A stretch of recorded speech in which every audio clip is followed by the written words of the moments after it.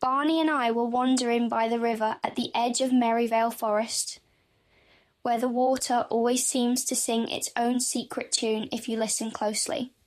Barney was being Barney, chasing shadows, sniffing everything twice, convinced adventure lived under every rock. I was just about to sit on our mossy log when something in the river caught my eye. It wasn't drifting like a leaf or dancing like sunlight. It was bobbing, slowly, on purpose, a bottle, old green glass, with something rolled up inside. I waded in, barefoot, and scooped it out. It felt warmer than the water. Inside was a scroll, sealed with wax. The paper shimmered faintly, like it was holding light from somewhere else. I opened it carefully and read, "Look for the house that flew. It rests where the angels once stood." I read it again, softer this time. Barney gave a small bark and wagged his tail like he understood. And just then, 2 white wings drifted down from above. Max and Obi, the owls from the Tree of Knowledge. Max landed on a low branch near me.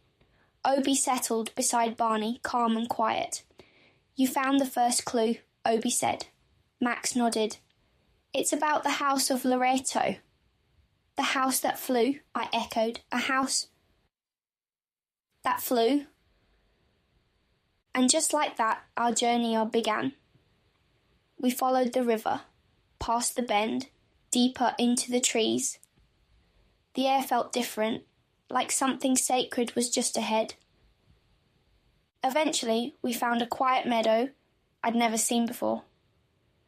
Wildflowers swayed in the sunlight, and under the shade of a great chestnut tree sat a shepherd.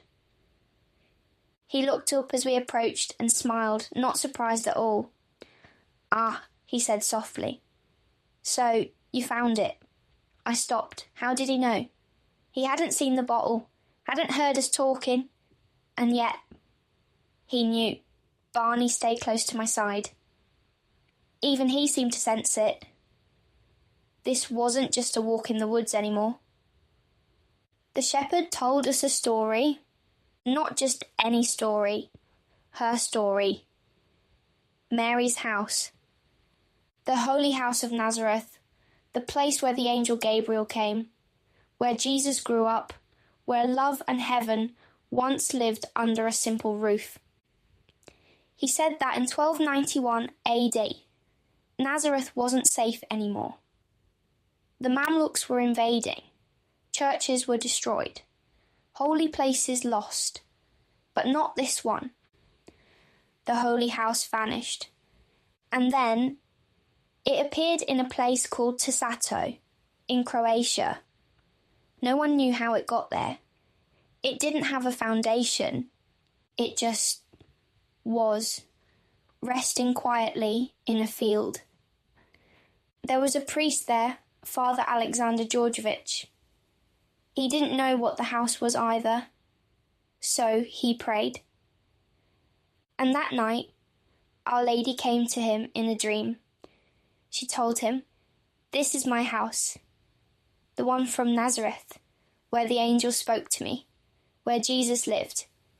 After that, he believed, and so did everyone else. But the house didn't stay. It moved again, to Positora, then to Recanati, and finally to a hilltop in Loreto. Each time it arrived, the same signs followed: peace, prayer, and the scent of roses. Some said a noble family helped guide it, the Angeli family. Their name means angels. And in Loreto, they say, a guardian watched over the house.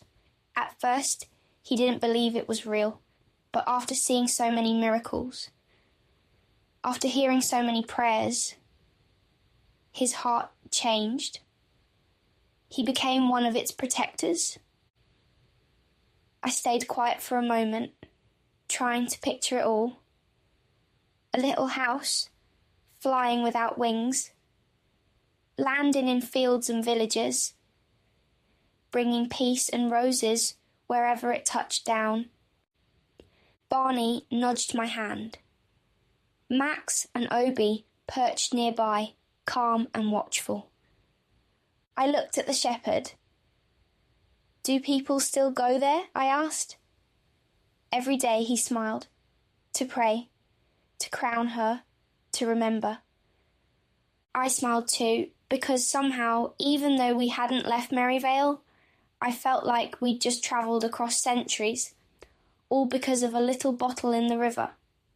A scroll that shimmered, a blessing from above, and a house that once flew. Barney and I were wandering by